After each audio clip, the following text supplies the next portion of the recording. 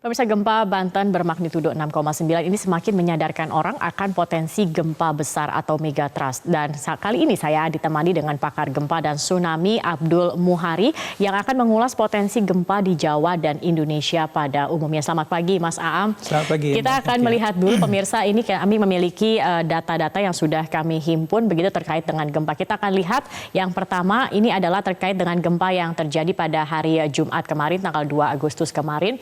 Ini terjadi pada pukul 19.03 dengan kekuatan magnitudo 6,9 dan ini kedalamannya di 10 km begitu ya, dan 147 km arah barat daya Kecamatan Sumur Kabupaten Pandeglang Banten, dan getaran gempa terasa sampai di tidak hanya di Banten dan Jakarta tetapi ini juga ternyata terasa hingga ke Bali juga gitu. Ya. Kalau kita melihat dari karakteristik gempa yang terjadi pada Jumat yang lalu ini apa yang ada yang berbeda tidak begitu Mas Aam?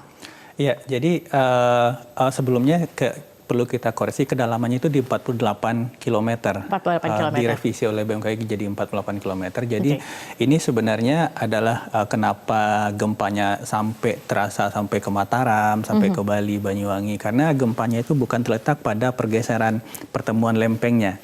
Tapi gempanya itu terletak di dalam lempeng lautnya, di dalam lempeng samudranya. Jadi ini yang kita sebut dengan intraslab. Jadi yang pecah itu, yang retak itu adalah lempeng samudranya. Artinya ini belum ada pergeseran ke jadi gempa bukan kemarin. di zona pertemuan lempengnya. Jadi yang kalau misalkan yang biasanya kita takutkan berpotensi tsunami itu kalau pergeseran lempengnya. yang pusat gempanya itu ada di pergeseran lempengnya, kemudian geraknya ke atas atau ke bawah. Jadi yang kemarin itu robekannya itu ada di lempeng samudra dan mekanisme bergeraknya kombinasi antara gerak ke atas dan ke samping, tapi dominannya ke samping. Meskipun tidak terjadi pada pergeseran, tapi di bawahnya. Tetapi kemarin sempat ada juga peringatan dini terkait dengan tsunami, begitu. Apakah juga meskipun terjadi di bawah, ini bisa menimbulkan tsunami juga, Mas Aam? Karena begini, pada menit-menit awal gempa terjadi itu, BMKG mengambil data dari stasiun seismograf pencatat gempa yang ada. Biasanya ini masih dalam proses update. Jadi karena keterbatasan waktu dari data yang masuk, dilihat kemudian parameter gempanya seperti apa. Yang keluar pada menit kelima itu adalah parameternya 7,4 dan kedalamannya 10 km. Ini adalah karakteristik gempa pemicu tsunami kalau memang itu yang terjadi. Makanya kemudian BMKG mengeluarkan peringatan potensi tsunami, tetapi kemudian begitu data mulai banyak yang masuk, analisa dimutakhirkan, keluarlah yang 6,9 dan kedalaman 48. Ini biasanya sangat kecil kemungkinannya menimbulkan tsunami. Baik, kita akan melihat juga di data berikutnya yang kami miliki, dan ternyata memang ini ada sejarah gempa dan tsunami yang bisa dikatakan mematikan begitu pemirsa di selatan Jawa dari mulai tahun 1840.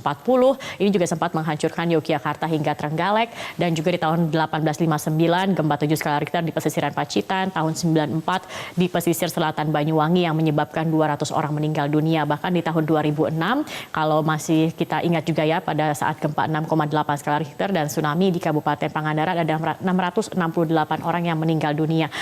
Ini kalau kita melihat dari sejarahnya, artinya memang untuk di kawasan selatan Jawa ini memang terbilang bisa dikatakan zona yang sangat rawan begitu Mas Aam untuk terkait dengan gempa dan tsunami ini? Iya, jadi ada dua karakteristik gempa pembangkit tsunami di pantai selatan ini. Pertama, gempa yang memang terasa besar, artinya gempanya bisa dirasakan dengan sangat kuat oleh penduduk di pesisir.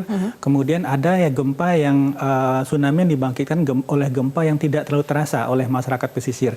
Itu adalah gempa 94 sama 2006. Jadi ini karakteristiknya kita sebut dengan gempa mengayun. Jadi masyarakat di pesisir itu terkadang tidak akan merasakan bahwa itu gempa, tiba-tiba tsunami-nya datang. Nah, ini yang berbahaya sebenarnya. Maksudnya horizontal begitu? Atau? Artinya goncangannya itu tidak akan membuat kita kehilangan keseimbangan atau membuat rumah tiba-tiba memang rusak, ambruk, seperti itu tidak sehingga masyarakat mungkin merasa itu gempa kecil yang tidak berpotensi tsunami, tetapi tiba-tiba tsunami-nya datang. Ini yang terjadi tahun 94 sama 2006. Magnitudenya biasanya ini antara 6,5, 6,8 sampai 7,5. Ini yang kita takutkan kemarin pas pertama BMKG mengeluarkan magnitudo 7,4. 7,4, iya. Karena kita takutkan jangan sampai ini terjadinya yang gempa mengayun kemudian membangkitkan tsunami. Itu kenapa juga salah satu pertimbangannya BMKG juga mengeluarkan peringatan potensi tsunami, karena memang ada historis catatannya seperti itu. Tahun 94 di Banyuwangi masyarakat juga tidak terlalu merasakan gempanya. 2006 masyarakat Pangandaran Cilacap tidak terlalu merasakan gempa, tapi tsunami-nya datang luar biasa besar. Oke, baik. Ini memang seperti tidak, kalau ada gempa kan orang jadi lebih waspada untuk melakukan evakuasi, takut terjadi tsunami. Kalau tidak mengayun ini justru yang akhirnya bisa dikatakan berbahaya karena tidak ada tandanya begitu ya, Mas ya. Tapi kalau kita lihat ini kan terjadi 2 Agustus dan sebelumnya juga sempat juga di daerah Banten ini ada gempa juga meskipun tidak dalam skala yang besar. Kalau tidak salah hanya sekitar 5 begitu magnitudonya dan juga dirasakan hanya di beberapa wilayah. Ini sudah terjadi beberapa kali. Apakah ini emang artinya saat inilah siklus megatrust itu memang akan terjadi, Mas Aam? Nanti kita akan lihat slide yang melihatkan zona megatrust. Baik, kita melihat dulu ini kita punya data lainnya, pemirsa. Ini terkait dengan sebaran gempa di selatan Jawa di tahun 2007 hingga tahun 2016. Di sini ada 2 kotak, Mas Aam dan juga pemirsa. Kotak pertama dan kotak kedua. Ini dikatakan ini adalah wilayah yang masih ada akumulasi energi yang belum dilepas. Ini tepatnya di mana ini, Mas Aam? Jadi ini kotak ini sebenarnya masih tidak rigid harus di sini sebenarnya. Artinya memang ada segmen-segmen di pantai selatan Jawa ini yang energi gempanya itu sudah tersimpan. Tetapi luasnya memang selalu dari sini ini semuanya ya. Jadi kalau yang zona megatrust ini sebenarnya memanjang dari Sumatera sampai ke selatan Nusa Tenggara. Memang ada zona-zona yang kita sebut seismic gap. Apa itu? Celah seismik. Celah seismik ini adalah zona-zona segmen yang di daerah sumber gempa, tetapi sudah lama tidak terjadi gempa.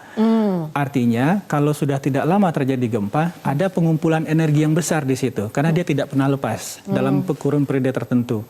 Nah, celah-celah seismik ini yang mungkin digambarkan tadi di kotak 1 dan 2 ya. Ini yang harus diwaspadai karena sudah tidak lama terjadi ada pergerakan. Kalau terjadi pergerakan bisa dikatakan ini akan mengeluarkan energi yang cukup besar begitu. Kita akan lihat selanjutnya ini sebaran gempa di selatan Jawa tahun 2007 dan 2016. Gempa relatif jarang di 2 segmen wilayah potensi gempa dan tsunami.